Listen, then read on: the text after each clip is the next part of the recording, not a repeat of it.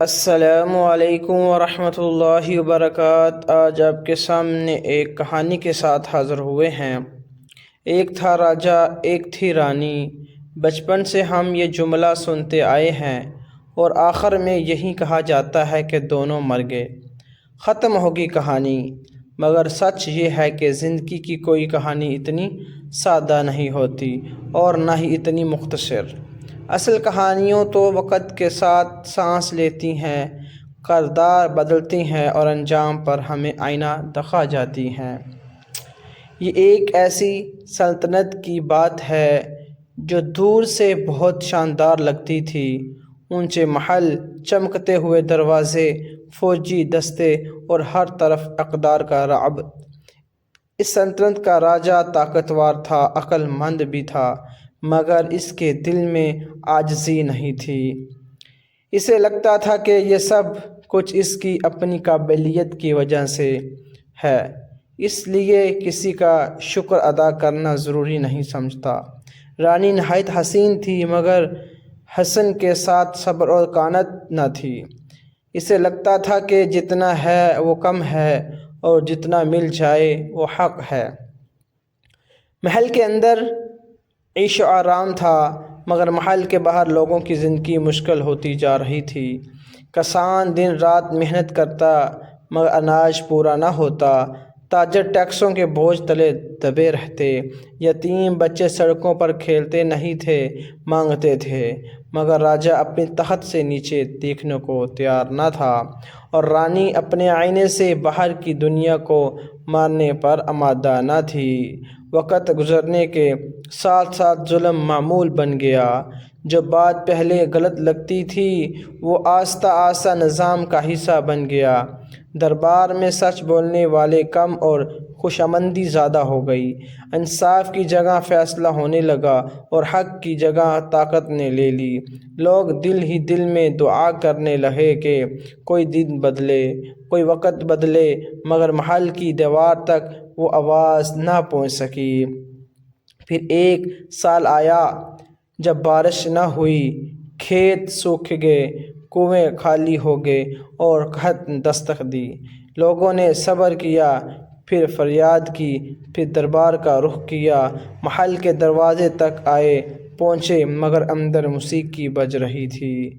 راجا نے کہا یہ وقتی مسئلہ ہے اور رانی نے کہا خزانہ محفوظ رہنا چاہیے۔ یوں بھوک لوگ خالی ہاتھ واپس لوٹ گئے۔ کہتے ہیں جب طاقتور کمزور کی آواز نہ سنے تو قدرت خود فیصلہ سناتی ہے۔ قحط کے کچھ ہی عرصے بعد راجا بیمار پڑ گیا۔ پہلے تھکن، پھر کمزوری اور پھر بستر۔ سلطنت کے بہترین حکیم بلائے گئے، مہنگی دوائیں آئیں، مگر شفا نہ ملی۔ وہی راجا جو کبھی کسی کی بات سننے کو تیار نہ تھا، اب ہر لمحے زندگی کی بھیک مانگتا رہتا تھا۔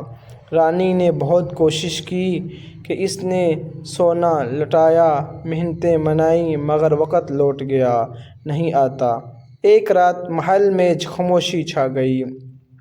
راجا مر چکا تھا۔ وہی تخت جو کبھی غرور کی علامت تھا اب خالی تھا۔